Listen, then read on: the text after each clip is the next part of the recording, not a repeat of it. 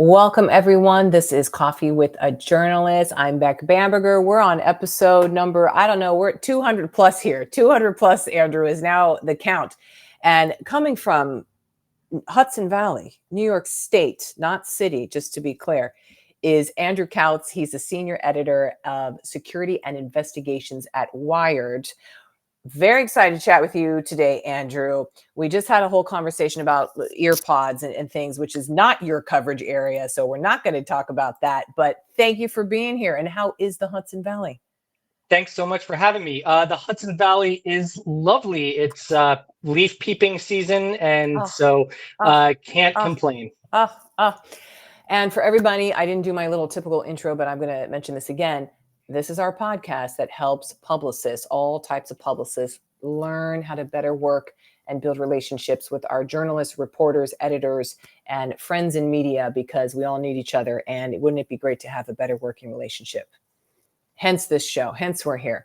Okay, Andrew, always like to ask, for maybe those not as familiar, how would you describe Wired's coverage beat? And then we'll drill into more of your specialty. Sure. So Wired overall covers everything from what you would expect, gadgets and computers and all that fun stuff, to politics, to cybersecurity, crime, to pop culture, music, video games, business, climate change, science. We cover the full gamut. It's really expanded, I feel, more in the last 2+ years. Maybe that's just my impression. Yeah, absolutely. I mean, the internet has made it so everything is kind of mixing together, and with issues like climate change that affect everyone and everything, that it's really it's all combining into one big morass, I guess. So security and investigations is your coverage area, which includes everything from national security to surveillance. Previously, you were in politics, so there was that element too. I bet that has something to tie into the arena now that you have. So expand a little bit more, if you will, on how would you define investigations? I bet a lot of publicists are actually more scared of that part, but you tell us. Sure. So to backtrack just a little bit, to explain kind of what my job is, because it's a little weird. So I run the security desk, and like you mentioned, that covers national security, cybersecurity, privacy, surveillance, policing, crime, all the lighthearted topics. And so a lot of my day-to-day work is covering that beat and running the security team. Then the investigative work is more expansive. So I work with all the editors and reporters across Wired who want to do more or are working on more investigative stories or want to do more investigative work. And so, that can take many, many different shapes and forms. One of my team members is his name's Drew Marotra. He's a data journalist, an investigative data journalist. And so a lot of what we do is diving into the many databases that are out there or that we obtain. We also do a lot of public records requests, as well as just human sourcing and kind of, digging into companies and government actions and all types of fun things there. So I would imagine, maybe I hope, that you're not getting pitches from publicists, or do you? Oh, my entire inbox is completely chock full of pitches from publicists. Yeah. Oh gosh. Okay. Well, that's what we always get into, the inbox and stuff. Okay. So so what are they pitching you, Andrew? This is perplexing to me. It's sometimes perplexing to me as well. Like, a lot of times, sometimes it's carryovers from jobs I've had, a long time ago. I've been a technology focused journalist for more than a decade. So I'll get pitches for all different types of things. My previous job was at Gizmodo, where I did a lot of stuff similar to what I'm doing here, but I would end up writing the occasional product review or things like that. So I'll get, I have dogs, so I wrote a lot of like dog related tech content. So I'll get pitches for, dog collars and things like that. But for the most part, it's related to, it's all pretty random. And sometimes I'd love to review, but it's not my job. That's a different team. And so sadly, I have to pass that along to somebody more appropriate. But most of it is related to security. And we, on our security desk, we're dealing with a lot of research and things like that. So sometimes it's researchers. Anytime there is a major breach or something of that nature, we're going to get a lot of people reaching out and saying, hey, here's our CEO has a comment on whatever is just happened, and so, there are a lot of breaches related to a cloud company called Snowflake. It wasn't Snowflake that got breached, to be clear, but a lot of companies that use their services did. And so, we had a lot of people reaching out to us about that, since that news kind of rolled out over a series of weeks. And so, a lot of times it'll just be people saying, can you put our quote from our CEO or our CTO or whatever in your story, which we don't do. Just to be clear, I never use those email blasted quotes. We like to do our own reporting and get our own unique comments. Oh, okay. So that's a good tip there. No copy and pasted, sent you the quote about the hack that just happened, whatever. No. It doesn't ever make it into our stories. There is occasionally, there will be somebody who reaches out who I will pass along to my reporter who's working on a story and is looking for somebody who's an expert in maybe a more niche or unique situation.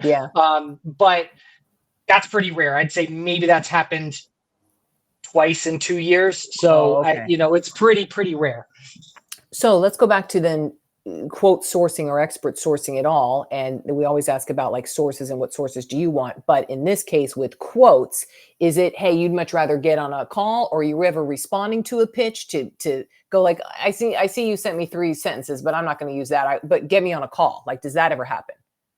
Yeah, absolutely. I'm almost, multiple times a day, the reporters on my team are on calls. That's, with sources, that's mostly what they're doing. Now, Wired security team is the best in the business. And I'm not just saying that. It's why I wanted to get this job and be their editor. Andy Greenberg, Lily Haight Newman, Matt Burgess are the ones that focus primarily on cybersecurity. Andy, Lily, Matt, they've all been doing this for, a decade or more. Andy and Lily have been at Wired themselves for almost a decade. And, so they have a lot of their own sources, a lot of people they trust. And because security is a very, it's technically complicated a lot of the time and and you need to be very precise and speak to people who can talk about the specific issues or technologies that are involved in a particular news story. You really need to make sure you're talking to exactly the right person. And so, we are constantly building sources, but we have a pretty high bar for the people who we're going to end up quoting or actually relying on to put into their own words a particular hack or describe a particular technology or whatever the case may be. Oh, that's the juicy part of working with people who have been in the game at the outlet for 10 plus years. It's a rarity these days. I worked with people now who've been working with me for 10 plus years. It gets so juicy when you just have like good depth of relationship. Oh, I love it. Okay, Andrew, what do you do for your sanity with your inbox? I just do nuke all of them. Okay. Okay. I don't actually delete them most of the time. I will typically do the just mark all as read at a certain point once it gets to be untenable, and then pretend that I'm going to do better the next time, which I never do. So wait, what's the untenable point? 550, 5,000? Oh no, I'm looking at my I'm looking at my inbox right now. I'm at 5,500, a little over 5,500, which is we're getting there. Oh yeah, we're getting there. Okay. And just in your consciousness, you're just like, blast it out, boom, gone. Yeah, because if people want to find me, they'll find me. Yeah, I'm pretty good at staying on top of my inbox. Okay. I don't respond to emails that from someone who I'm not interested in talking with. If it's somebody who is offering, maybe we can get into this, but there are certain pitches that I will reach, will respond to. Want to talk about, yes, okay. Yeah, and I'm certainly happy to talk about that. But if I'm not interested in something, I don't have time to respond to everybody, so I just don't respond. You can't. Yeah. Yep. Yep. Okay. So let's talk about those pitches that you do want to respond to. What is standing out to you in the subject line that gets your attention?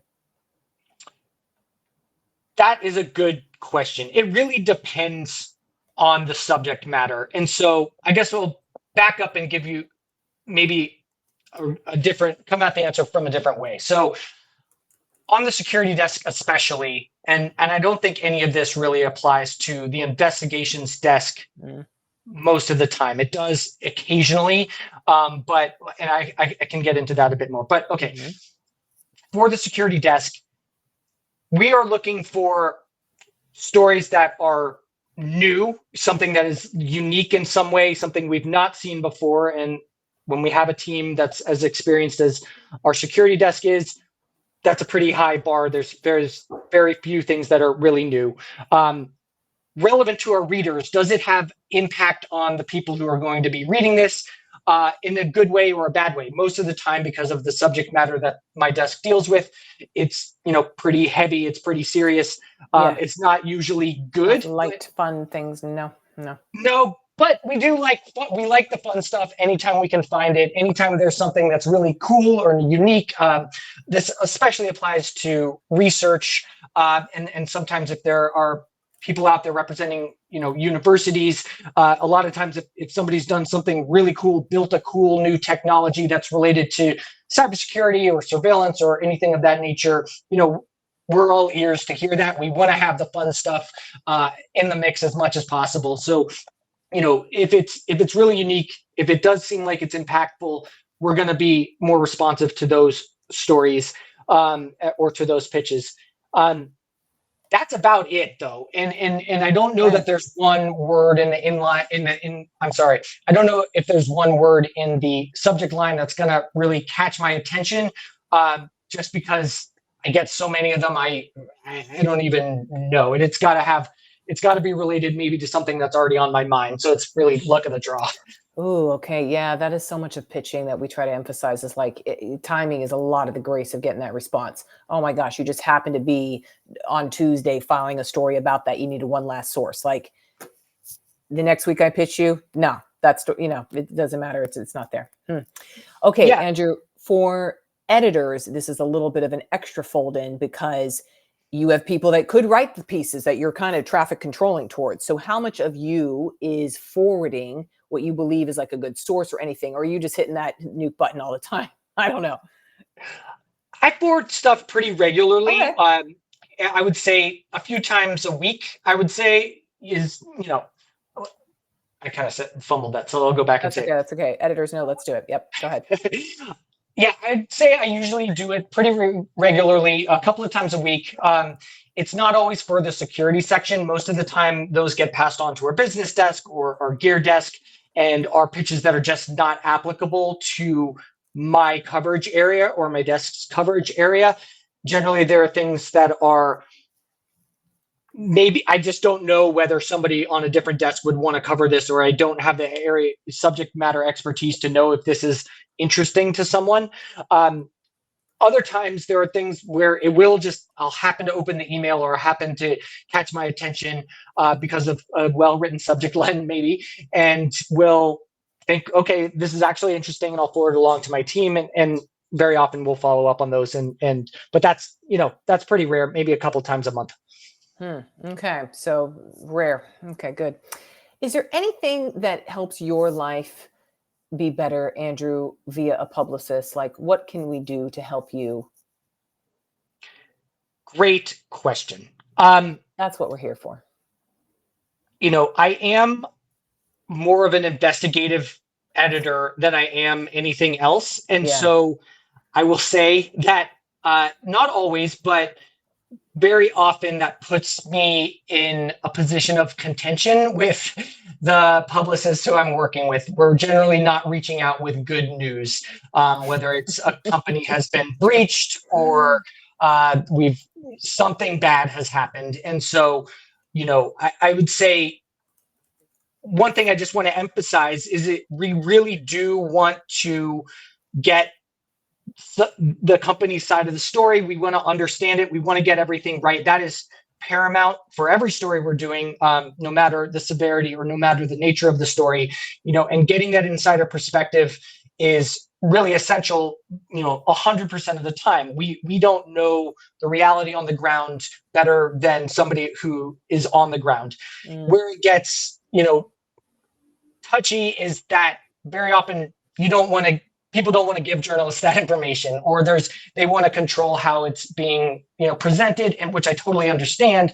But really, we're not ever doing a gotcha. We're never trying to, twist things to make it a better story. We want to know what the reality is, and we'll decide to publish based on what the reality is, that based on our reporting. And so, we're really there to let you guys know what we know. Can you give us more perspective? Can you give us some insights here? Tell us what we got wrong. That's what we want to know. And so the more we can have a relationship where we're interacting that way, on the basis, our job is to report the news and to tell the truth. The more you can get us close to the truth, the better. That said, I've worked in this business long enough and have had enough bad faith interactions with publicists that, my guard is up as well. And so we're not going to just take something as the truth because someone has said it. We're going to do additional reporting, and we're going to make sure that we're getting there for our readers. That's who we're there to serve. It's not there to serve anybody else. So, Exactly. Andrew, I have a quick list of some rapid fire questions if I can run it down with you. Are you ready? Let's do it. Phone or video interview? Phone. Bullet points or paragraphs in a pitch? Bullet points. Short or long pitches? Short. Okay. How short? I will say this doesn't apply to publicists nearly as much, but I would say that my favorite pitches from reporters are just a link and holy shit, and that's the whole pitch. So I'm not a fan of long pitches. I want the two-word pitch. Yeah, I want it to be obvious why I should care about this, to the point where you don't need to say very much for me to understand it. Oh, that's good. So obvious you don't need to say much. Images attached or a Dropbox zip file? Dropbox. Oh, we like a Dropbox. Okay, an email or a DM, like on X or LinkedIn or wherever people hit you up?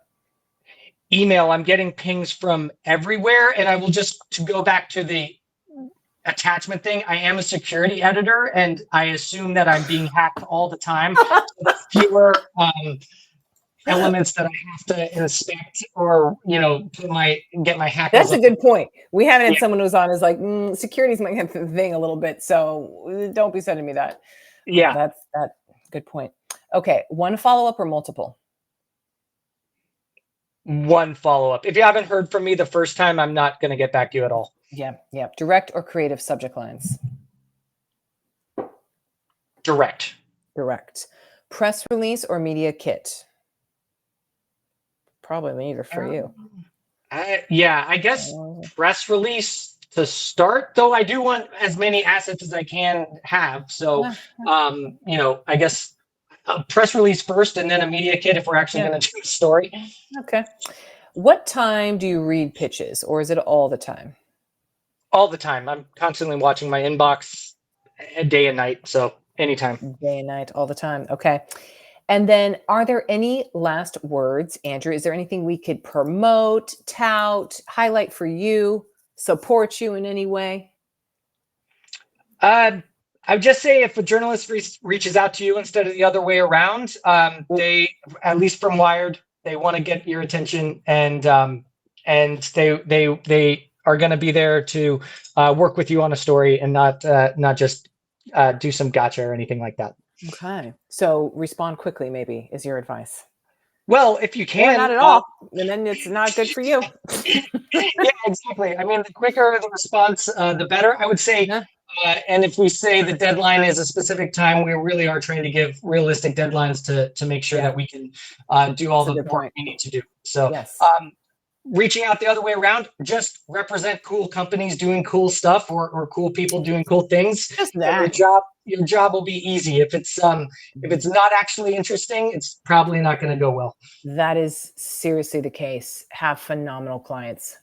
Makes your Yeah, life so easy. Mm-hmm. indeed. Andrew Couts, thank you so much for being on here with our little coffee with the journalist, water, whatever we got in the Hudson Valley, all the things. Everybody, Andrew is the senior editor, security investigations at Wired. I don't think you want to be getting an email from him, frankly, but do not send him a DM on some other thing when he's the head of security. My God, no.